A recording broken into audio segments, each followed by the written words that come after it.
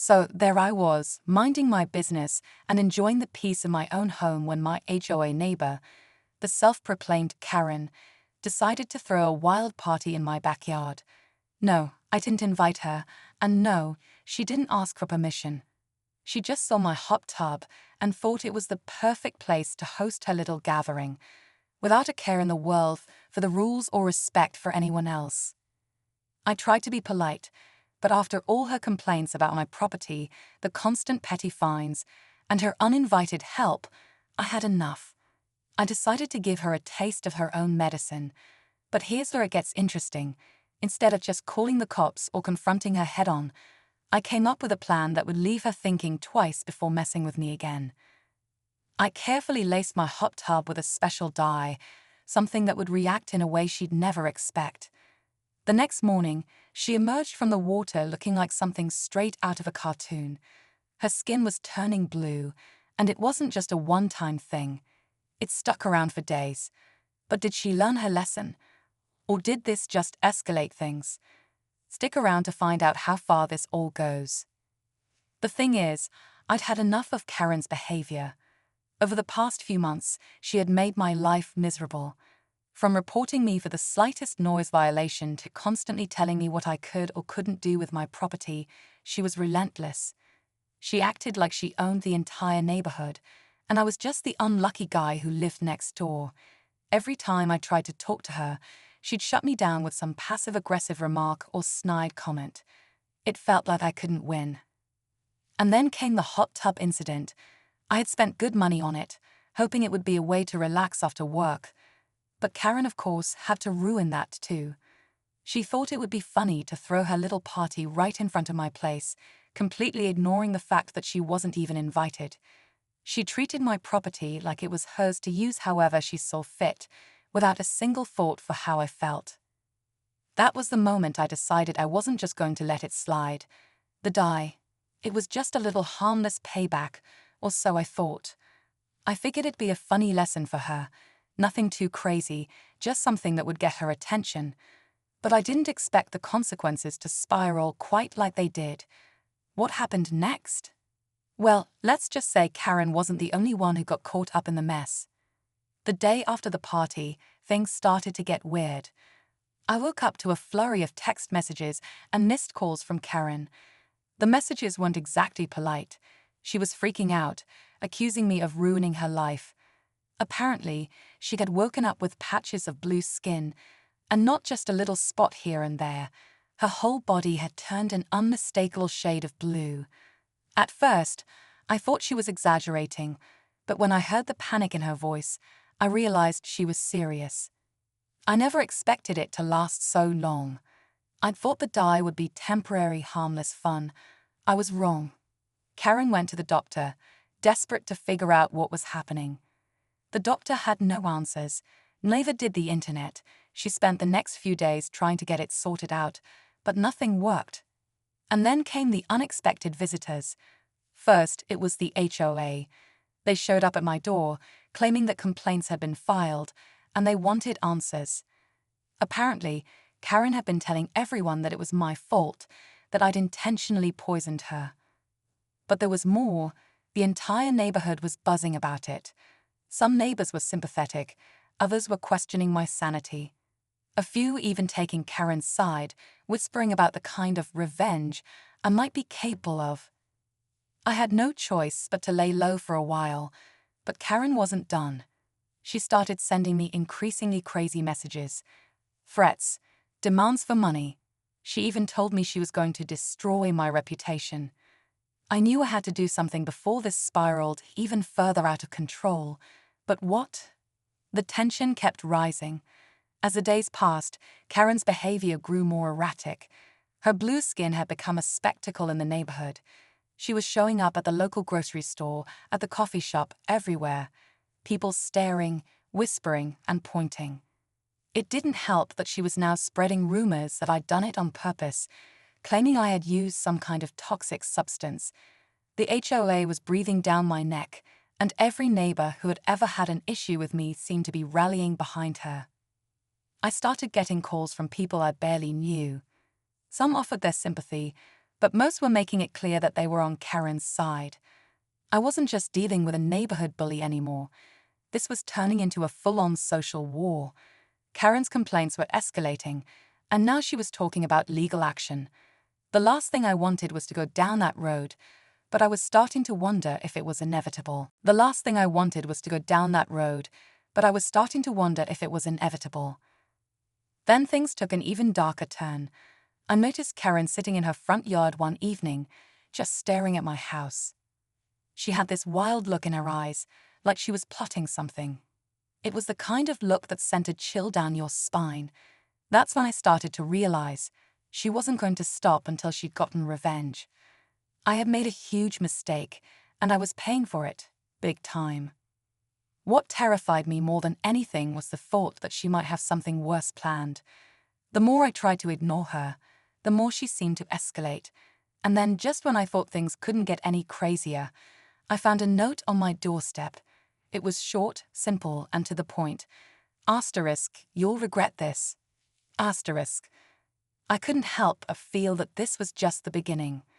The question now wasn't if things were going to get worse, but how much worse they could possibly get. I needed to act, but what could I do to stop her before it all spiraled out of control? I had barely gotten over the chill from the note when things started to get even weirder. The next day, I came home to find a strange car parked in front of my house. It wasn't any of my neighbors' cars, and it didn't look like anything I'd seen around here before. My gut instinct told me it wasn't good. I tried to brush it off, but something in the pit of my stomach told me to stay alert. As I was walking past the car, I noticed something that made my heart race. There was a small camera on the dashboard, pointed directly at my front door. A hidden camera. That's when I realized Karen had taken her campaign against me to a whole new level. She was watching me, recording me. It was like she was setting me up, but for what? I didn't know, but I had a feeling it was something big. I couldn't just ignore it anymore. I decided to take action, but before I could even think of what to do, the doorbell rang. I opened it cautiously, half expecting it to be Karen or someone else from the HOA. Instead, it was a stranger, an investigator, claiming to be working for Karen. He had all sorts of documents in his hand, and his first words were enough to make my blood run cold. He told me that Karen had filed a lawsuit against me for harassment and personal injury, blaming me for the incident with the dye. I had no idea how she had managed to get to this point. I hadn't even seen her lawyer, yet here was a guy with official-looking papers. But it didn't stop there. He handed me a thick stack of papers, each one filled with allegations I couldn't even keep up with, none of them even remotely true. The accusations were outrageous, and Karen had somehow convinced people to back her up. I felt trapped, cornered. It wasn't just about a petty revenge plot anymore. This was real. Just when I thought things couldn't get worse, the investigator dropped a bombshell. Karen had gone to the media. She was planning on using the blue skin incident to tell her side of the story, painting herself as the victim and me as the villain. The whole neighborhood was going to hear about it, and soon, so would the rest of the world. That's when I realized the full scope of what was happening. Karen wasn't just trying to get back at me, she was trying to ruin me. And the more I tried to fight back, the more I felt like I was losing control. What was I supposed to do now? Would this story be my downfall? I was on the verge of losing it all, my reputation, my peace of mind, and maybe even my home. The lawsuit was only the beginning.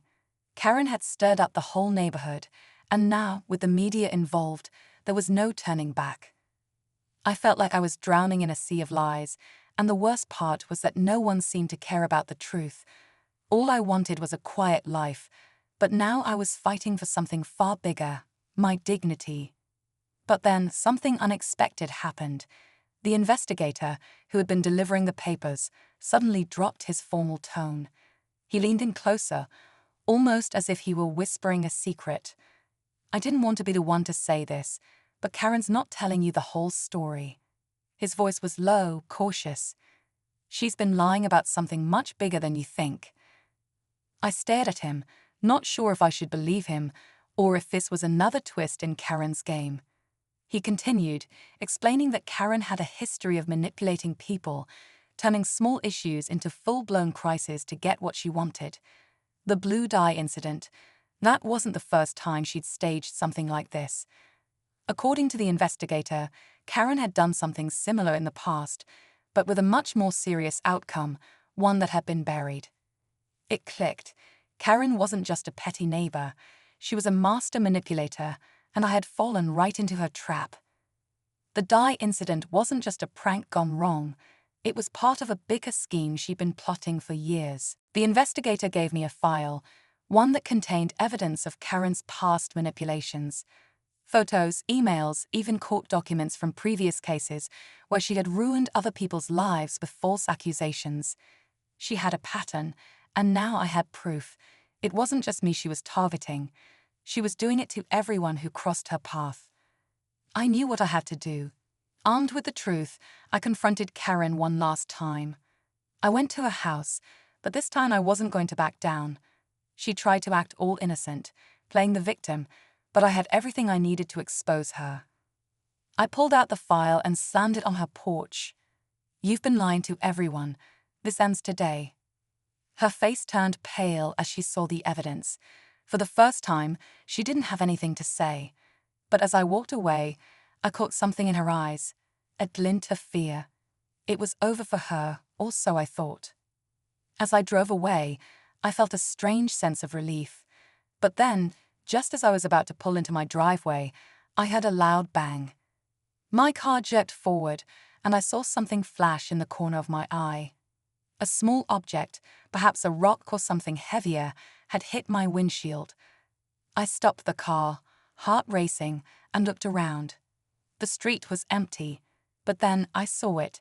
A note stuck to my windshield wiper. It read, "*You don't know the full story. This isn't over. *" I stared at it, the weight of those words sinking in. Even after everything, Karen had one more card to play. Was this truly the end? Or was I about to walk into an even darker chapter? The suspense gripped me, and for the first time I realized this battle wasn't just about blue dye and revenge. It was about something far more dangerous than I could have ever imagined.